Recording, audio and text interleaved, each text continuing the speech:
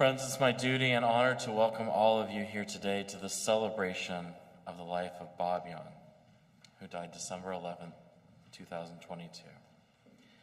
He was beloved to us, and we knew him from many different places and times in his life. Today is a fitting way for us to say goodbye to someone we so treasured, and I'm so thankful to Bob's family for entrusting us with the sacred task of remembering him. I'm the Reverend Christian Schmidt, the interim minister of this congregation, Mount Vernon Unitarian Church, where Bob was a member for many years. So we come together today to grieve, yes, but also to remember joy and laughter, hard times and love, and all that Bob was to each of us and to all of us. So we'll hear stories about Bob, including from his family, and also hear about the things he loved. In our Unitarian Universalist tradition, we begin each service by lighting our chalice. I want to invite forward Isabel Young-Smith.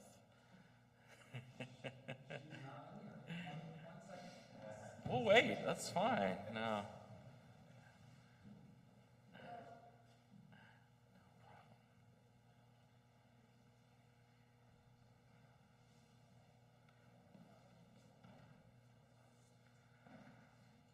First mistake was starting on time. I never go to memorials that actually start on time. So.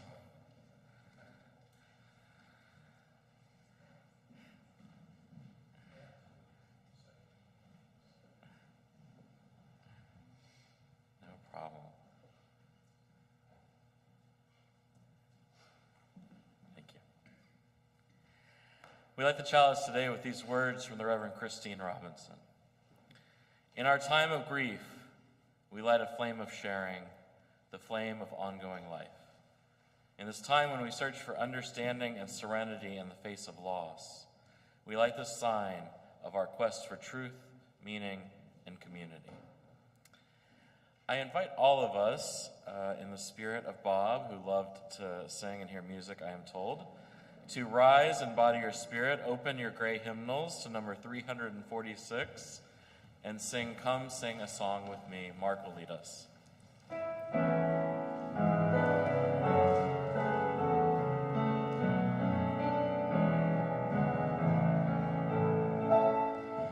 Come sing a song with me.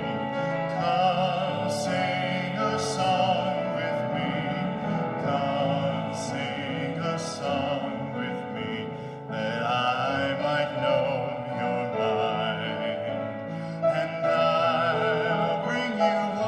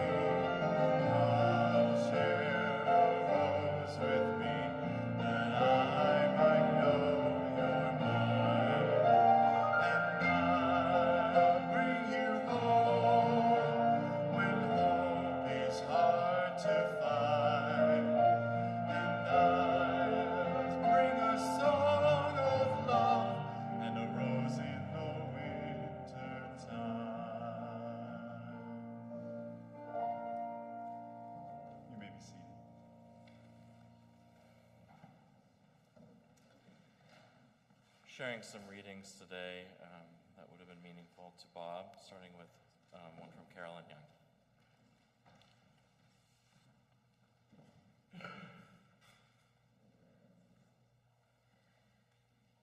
Readings have all been chosen by my brother Bob. There is a time for everything, and a season for every activity under the heavens.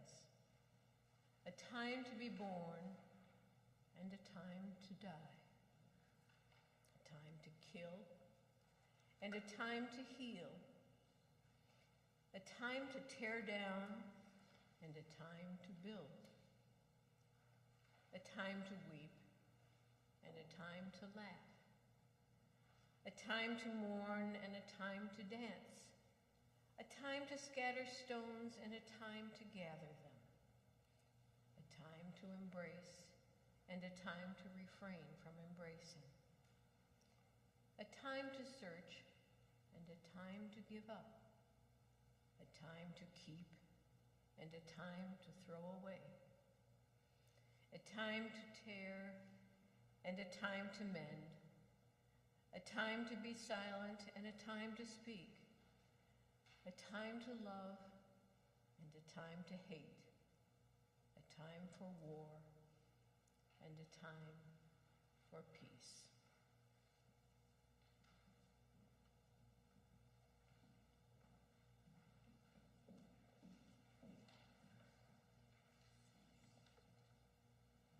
I share the view of a hero of mine, Albert Einstein. I cannot conceive of a God who rewards and punishes his creatures or has a will of the kid we experience in ourselves.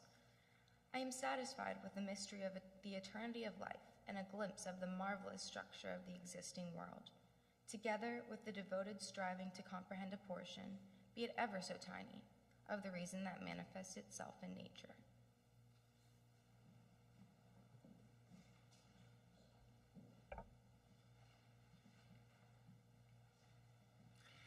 Would you turn in your hymnals and stand if you're willing and able to number 159, This Is My Song.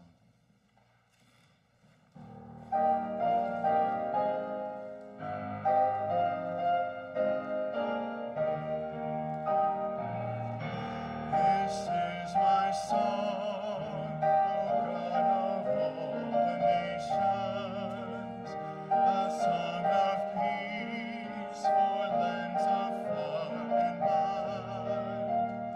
This is my home, my country where my heart is. Here are my hopes, my dreams, my holy shrine. But other hearts in other lands are beating with hopes and dreams as true and high as mine.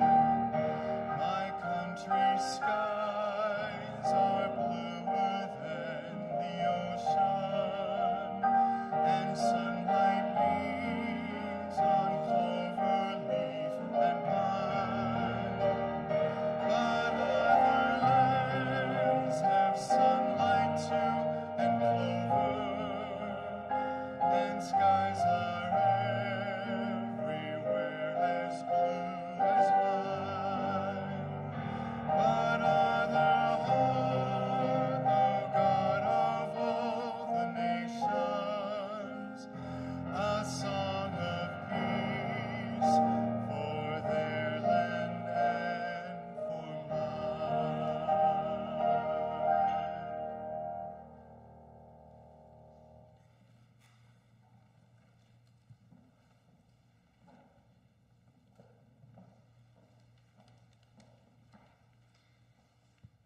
These are some words Bob selected from Albert Schweitzer, called Reverence for Life. Reverence for life is the ethic of love widened into universality. It is the ethic of Jesus now recognized as a logical consequence of thought. The ethic of reverence for life is found particularly strange as it establishes no dividing line between higher and lower, between more valuable and less valuable life. To undertake to lay down universally valid distinction of value between different kinds of life will end in judging them by the greater or lesser distance at which they seem to stand from us as human beings, as we ourselves judge. But that is a purely subjective criterion. Who among us knows what significance any other kind of life has in itself and as a part of the universe? Following on such a distinction, there comes next the view that there can be life which is worthless, injury to which or destruction of which does not matter. Then in the category of worthless life, we come to include, according to circumstances, different kinds of insects or primitive people. To the man who is truly ethical, all life is sacred, including that which from the human point of view seems lower in scale. Standing as he does with the whole body of living creatures under the law of this dilemma, man comes again and again into the position of being able to preserve his own life and life generally only at the cost of other life. If he has been touched by the ethic of reverence for life, he injures and destroys life only under a necessity which he cannot avoid, and never from thoughtlessness. Devoted as I was from boyhood to the cause of the protection of animal life, it is a special joy to me that the universal ethic of reverence for life shows the sympathy with animals, which is so often represented as sentimentality, to be a duty which no thinking man can escape. My hope is that the emergence of an elemental mode of thought, which must lead us to this ethico-religious idea of reverence for life, may contribute to the bringing of Christianity and thought closer to each other.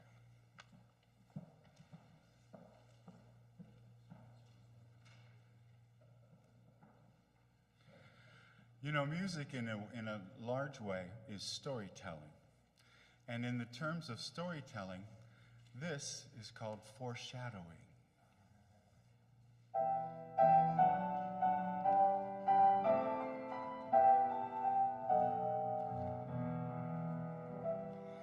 We three kings of Orient are bearing gifts.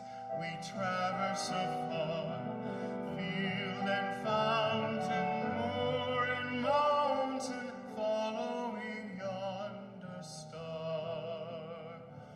Oh, star of wonder, star of might, star with royal beauty bright, westward leading, still proceeding, guide us through this perfect night.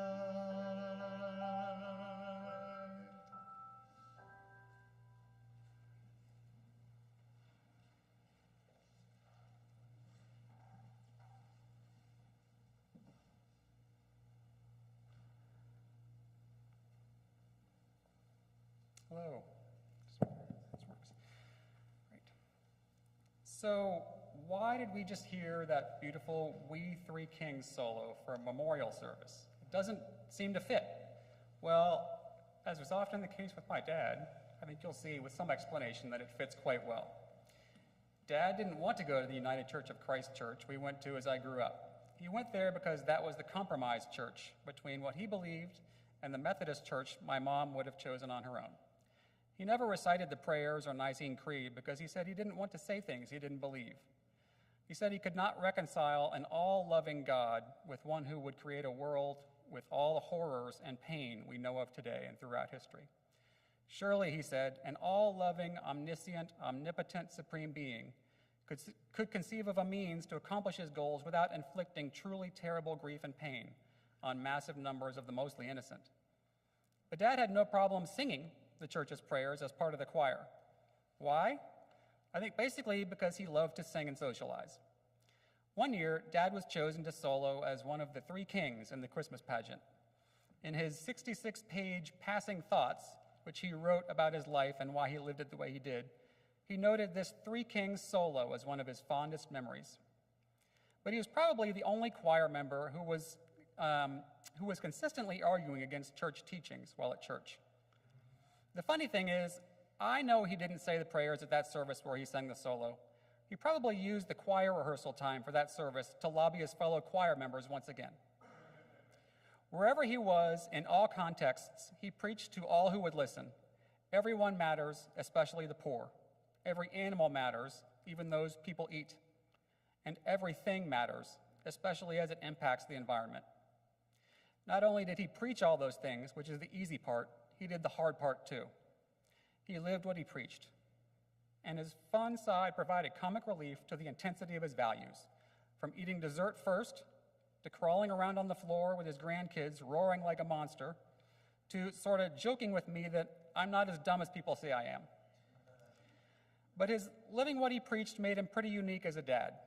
As far as I knew, he was the only dad in the neighborhood that rode his 50-year-old bike to work, told everyone he was vegetarian even when he hated vegetables and ate meat leftovers, refused to accept ice or straws in his drinks, telling everyone ice wasted energy and straws polluted, used a non-powered push lawnmower, was constantly on ladders cleaning out our gutters rather than just hiring someone, and seemed to spend more money giving it away to charity than on his own children.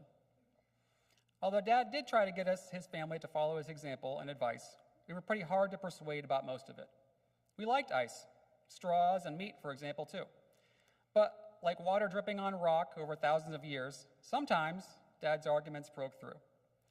Probably his most formative advice for me was when he sat me on his lap and read to me a poem. It was the poem If by Rudyard Kipling. I don't know how old I was, maybe 8 or 9. Each verse of the poem was a different piece of advice from a father to a son about how to be a man, starting with, if you can. Basically, it summarized what kind of person he wanted me to be.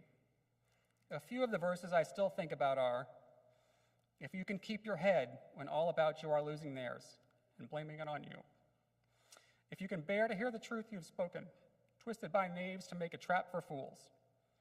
Or watch the things you gave your life to, broken, and stoop and build them up with worn-out tools. If you can make one heap of all your winnings and risk it on one turn of pitch and toss, and lose, and start again at your beginnings, and never breathe a word about your loss. And finally, if you can talk with crowds and keep your virtue, or walk with kings, nor lose the common touch. These are the things he wanted me to be. And I'll tell you, although I fail often, I've tried my whole life to follow this advice. There's one piece of dad advice, however, that I didn't know about growing up. He told me about it just kind of by the way as he walked to a restaurant with me a few years ago when I was about 40. It was what he had told my mom about having a third child, me, and it was totally in character for him and his concern about the interrelationship between poverty and equality, protecting the environment and population control. He didn't want to contribute to overpopulation, which means he didn't want me. Needless to say, my mom did not take his advice. Thank God he didn't tell me when I was growing up. When I was 40, I understood, though it hurt. But if I had learned of it when I was a kid, without the benefit of time, perspective, and already having a number of accomplishments under my belt, I hate to think of my potential response and relationship with my dad from then on. At his core, Dad had just such extreme love and compassion for the world and all the people and animals in it. In his career, he focused this love and compassion on a macro scale, devoting his life to international economic development work to alleviate poverty and suffering. But what set him apart, what made him special, was his uncommon faithfulness and his personal choices to his goals for the world. Now, I love him in large part because of his values and the way he tried to live them. At 49 years old, I actually admire how he always, even in the case of opposing my own birth, tried to live his personal life and the way he thought would most benefit the world. It's kind of bizarre to be here saying at my dad's memorial service that I loved my dad in part because he didn't want me to be born. But that's where I find myself. I now know his heart was in the right place. I think it always was. The last thing I'll say about Dad was he really loved my mom. As the few examples I've mentioned indicate, they were pretty different, even on some big things, like religion and the number of kids to have. But on other major things, like being Democrats and Indiana University fans, they were in sync. Somehow they tended to work things out. Somehow Dad often tended to come around to meet Mom halfway or most of her way. When she was in 24-hour nursing care after her series of strokes, the nurses had to plead with him to leave her side for an hour a day to maintain a bit of sanity for himself. Then, when she went to the hospital in the days of COVID, in the beginning days of COVID, and he could not go with her, that was truly heartbreaking. She died without him being able to see her for the last few weeks of her life. He knew she had been suffering even before COVID, and in some sense felt a relief for her. But even after Mom's death, Dad never really left her side. When Dad died a couple years later, this past December, he still had his wedding ring on his finger. But I'm not finished because as I mentioned my mom, I wanted to say a few words specifically about her too. Due to COVID, we didn't get the chance to have a full funeral or memorial for her. Regarding my birth, I'm thankful that her heart was in the right place too, and she made a different decision than my dad's preference. In this example and many others, it was clear Mom was a quiet force. She did not have to argue and be loud. She was a calm strength, content to dealing with what she could control and letting go of much else. She coordinated and endured moves from Indiana to Calcutta, India, back to Indiana, to Ohio, to Geneva, Switzerland, then back to Virginia with very young kids, not knowing the languages in the other countries, and while my dad just got to get up and go to work every day. As I grew up, she consistently used her strength to keep our family together when we were pretty chaotic. For example, my dad and my sister were different in many ways, but just similar enough that they often seemed to spontaneously combust. Somehow, Mom seemed to always, as Rudyard Kipling would say, keep her head when all about her were losing theirs. She was a pediatric nurse healing children in her paid career, and she was a family nurse nurturing and healing our family in her home career. In the evenings when I was growing up, I could often find Mom either going over nursing charts, reading Agatha Christie, or watching sitcoms. But whatever she was doing, she always just felt comforting to be around. She was there for my triumphs and for my failures all the same, accepting and having time for me. Mom's advice to me in many, many cases when I was disappointed in myself was, if you did your best, it's all you can do. It was so simple and empowering, and also so stress relieving. Do your honest best, prepare. That's what I can control. If I've done my best, there's nothing else to do. The rest will take care of itself, so I can let go. Well, Mom and Dad, you've done your best. You helped your family and the world. Thank you. It's time to let you go. And I'll do my best to carry on in your example. I love you.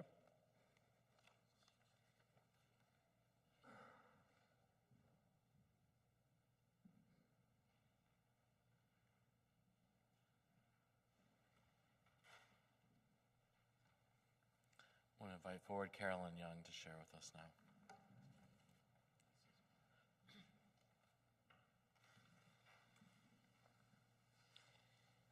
Nearly 83 years.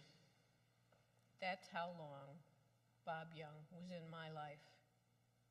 Longer than for anyone else in this room. Our relationship started out with him thinking of me as a pesky little sister, and me in awe of him, 5 years older, and presumably wiser than my naive younger years. When I shared his wonderfully written obituary, drafted by his son Brian, several friends have remarked, he was ahead of his time. I wish I would have known him. He truly exemplified his beliefs, a man who ardently practiced what he preached. Anyone who knew Bob knew how tenaciously he believed in vegetarianism. But did you know he was never fond of vegetables? Bob and I were both picky eaters as children. We went with our folks for dinner with some dear friends of theirs who loved us and wanted to please us. The wife of that couple noticed Bob wasn't eating anything and asked him why. I don't like any of it. She offered another option, but Bob said again, I don't like that. For yet another substitute, Bob said, I don't like that either. Well, our solicitous friend asked, "What do you like, Bob?" He flatly replied, "Cake, candy, and water." Regardless, he religiously stuck to a vegetarian diet for most of his adult years, although we agreed that a restricted diet, more easy to follow, would have been a dairyitarian diet, which included ice cream. Both Bob and I were decidedly single when most of our friends were getting married. This led to us exchanging Valentines on Valentine's Day, since neither of us had a declared Valentine. I remember him one year addressing a card to me as Carolyn Aphrodite Young, and I had to look up that she was the Greek goddess of love. For Bob, I found what I thought to be the perfect card for him, with images of hearts, flowers, lace, and cupids, inscribed, "This is a Valentine, in case you have never seen one." Perhaps one of the dearest things I have that came from Bob is a life-size stuffed black bear cub I call Bruno. No conventional teddy bear. It looks so incredibly real that when I would set it on all fours and walk it outside by pulling up and down on its chain leash, even dogs would come over to smell Bruno. Bob found this for me in England and hand-carried it across the Atlantic, and then again from New York to Chicago. Because my father was attending an out-of-town conference, Mother and Bob were the ones who drove me for my orientation at Oberlin College in Ohio. As we packed the car, Bob noticed that Bruno, too large for a suitcase, was still sitting on my bed at the homestead. "Aren't you taking Bruno?" he wanted to know. I explained I didn't want anything to happen to Bruno. Bob insisted if I didn't take him to Oberlin with me, he was going to take him to Earlham College and give him to some girl there who would appreciate him. No way would I allow that to happen. And so Bruno has lived with me ever since. Dear Bob, I miss you tremendously. As the two Youngs who fervently believe in the Unitarian religion, I shall always remember how you lived your life embodying what you believed, not only in your talk and some deeds, but also in what you consistently did and stood for and went through. A true guiding spirit.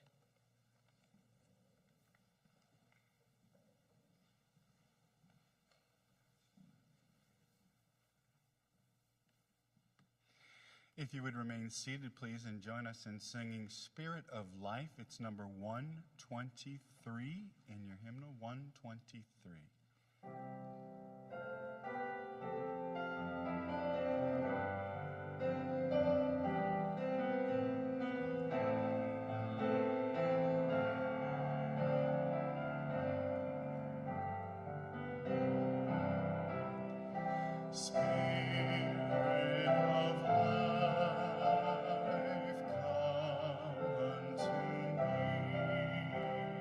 Sing in my heart all the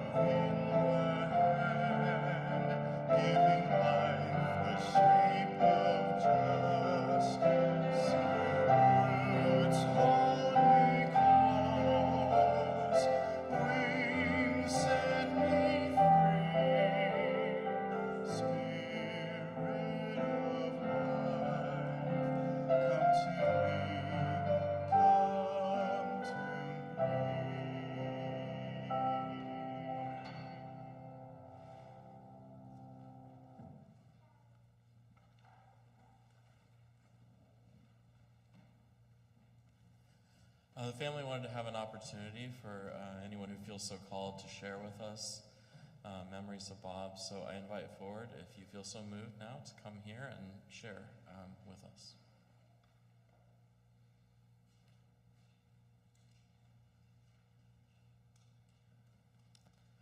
I'll just say I know a number of people who told me they couldn't be here today but wanted to express their memories and love of Bob. So for them and for those of us joining virtually, for those joining us virtually, I'll say that for them. Sorry.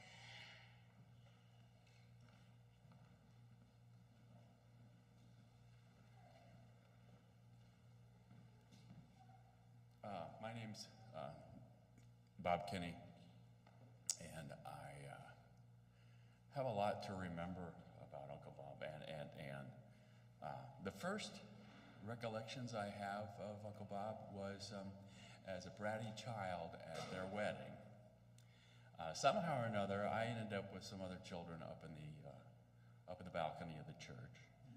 And the most amazing thing to me happened was that about halfway through the service, the minister collapsed and fell down onto the ground. Apparently he hadn't had enough to eat or whatever prior to the service, but that was my first acquaintance with Uncle Bob. Through the years, saw him off and on. He always brought something back to the children when he came back. My mom's kids, Lord knows there were 6 of us, so they weren't big things, but little things. When they came back from India, small carved animals that were very, very pretty. When they came back from Geneva, he brought, of all things, a Swiss Army knife. But fun things. And as a younger, still a child, he gave me a copy of the book Future Shock, which I had a very difficult time getting through. But he was a person, to me, he was very different from my growing up in Kokomo, Indiana. He seemed to have a certain wisdom that I didn't see amongst any of my relatives. And he would impart little things about how the world is and how the world should be. And even something as simple as when we went to visit Aunt and Uncle Bob during the Super Bowl, where Johnny Unitas was battling with Joe Namath. He showed me the wonders of the slide rule and how that worked. So a lot of many things. I will miss him. I think of him quite often, and I also think of Aunt Ann in the same way. And I'm just happy that I could be here to commemorate them. And I'm amazed at how well Brian was able to get through all of this. It's very difficult. But thank you.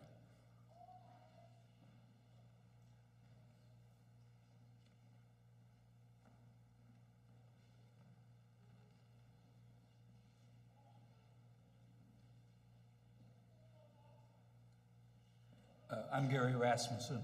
My wife, Mary Jo, and several people from Mosby Woods, where the Youngs lived for many years.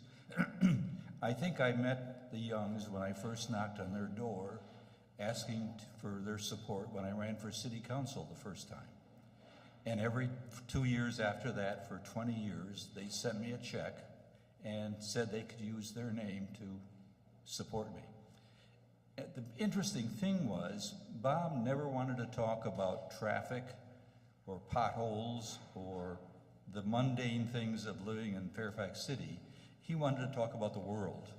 He wanted to talk about economic development and those kind of things, which I was always also interested in, having been a history major, international relations major, and interested in the world. But it was just such a refreshing thing to talk to Bob about things that were bigger than just our ordinary life. And I so appreciated that. Thank you.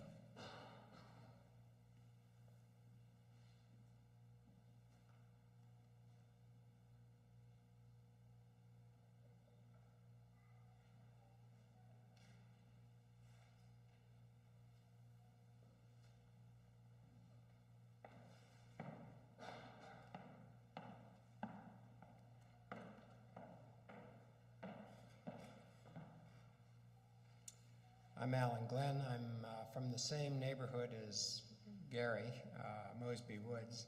And I probably wasn't going to make any comments today because it'd been so long since I'd seen Bob. I'd actually forgotten how I'd first met him. But in chatting with Brian out in the by the memorabilia, I recollected that it was on a summer's night when I swung around by their house to pick him up, and my neighbor watch assignment. And Neighborhood Watch is the organization in our neighborhood that used to sponsor citizens riding around looking for nefarious behavior on weekend nights, usually Friday and Saturday.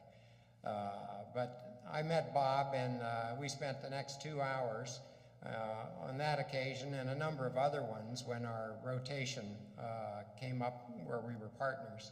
And I always enjoyed chatting with him because we had been, my wife and I had been expatriates for a number of years, and we'd lived in North Africa and the Middle East. We always enjoyed sharing experiences of life abroad. And my wife actually got to know Ann quite well.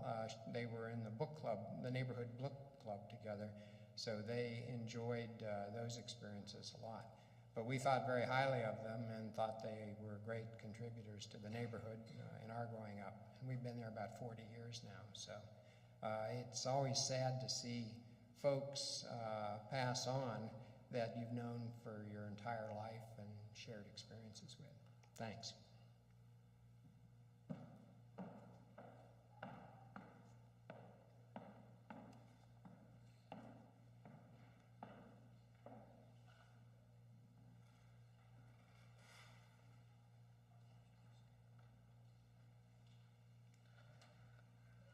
Certainly have more opportunities to share at the reception just afterwards too. So, yeah, please. Sorry, I didn't mean to stop you. Go ahead.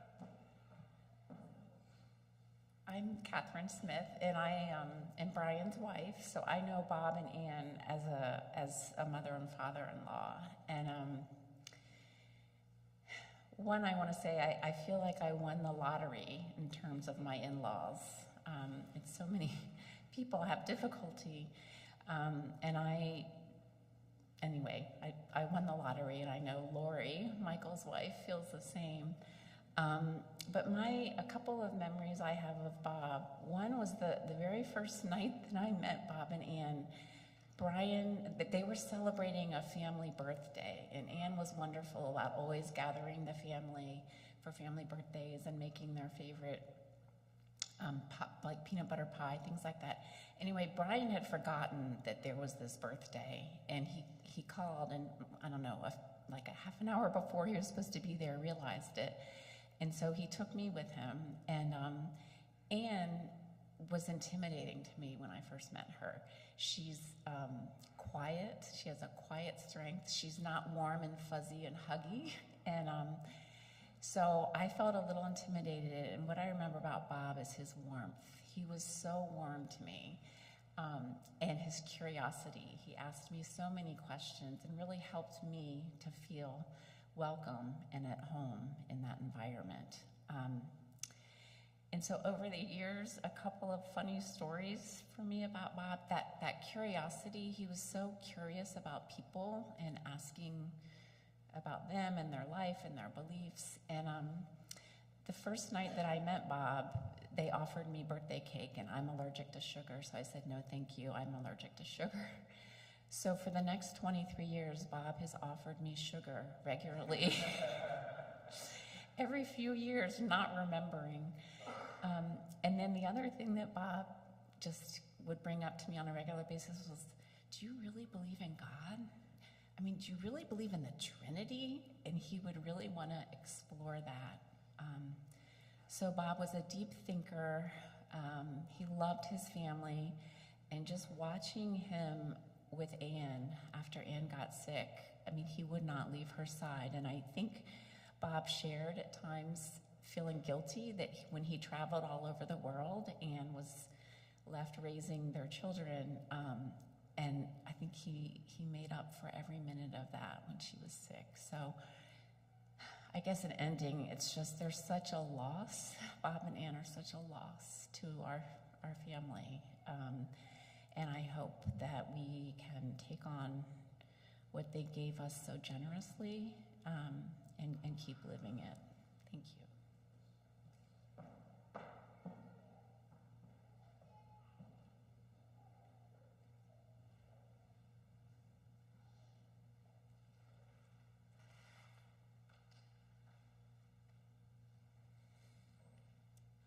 If anyone else feels moved, we have time, but otherwise, as I said, there'll be time to share at the reception in just a few minutes too. I want to invite forward Isabella Young-Smith to help me extinguish our chalice to conclude our service.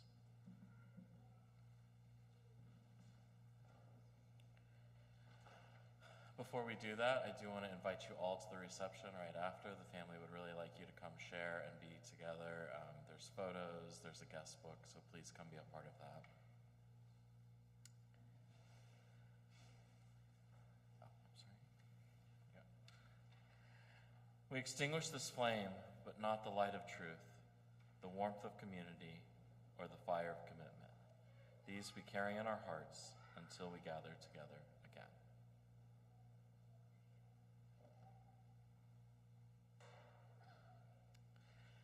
As I said, we will continue sharing, and I know we'll take so much with us into the world. You're all invited once again to the reception. I think outside under the tent was from a different plan. We are definitely inside in the Commons today. As we close, I invite you to begin to let go of your grief, any sadness, that it be replaced by all of these warm memories we've heard about today and those you hold in your own hearts. I want to share the words of the poet Mary Oliver, who said, "To live in this world, you must be able to do three things: to love what is mortal, to hold it against your bones, knowing your own life depends on it, and when the time comes, to let it go, to let it go." I invite you to remain seated for our postlude music, and then we'll go out to the reception just after that.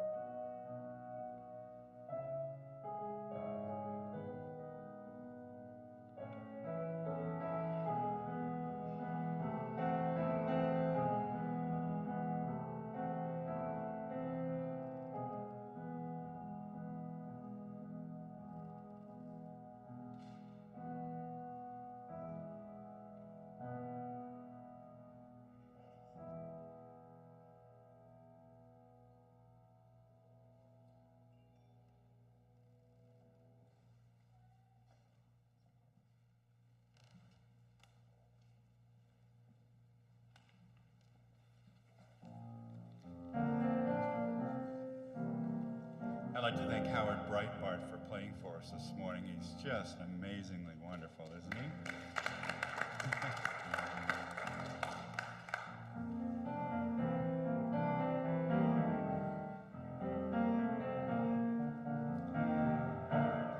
Let it be a dance we do.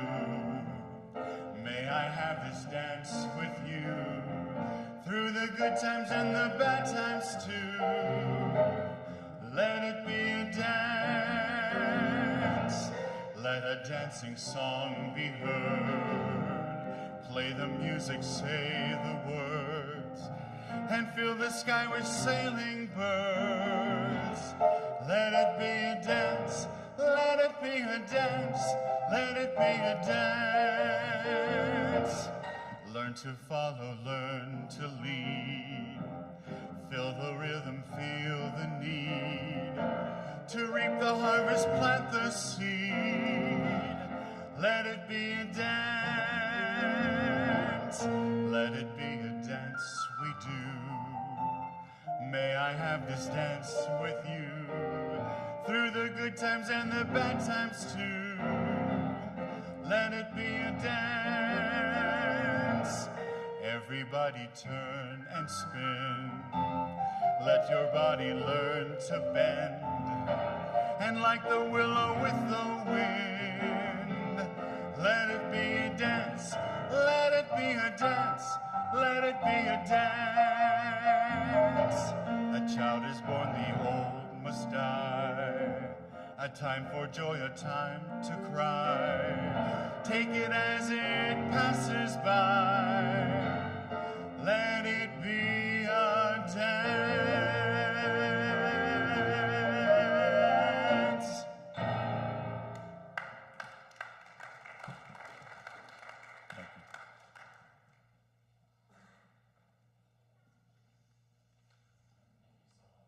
Go enjoy the reception.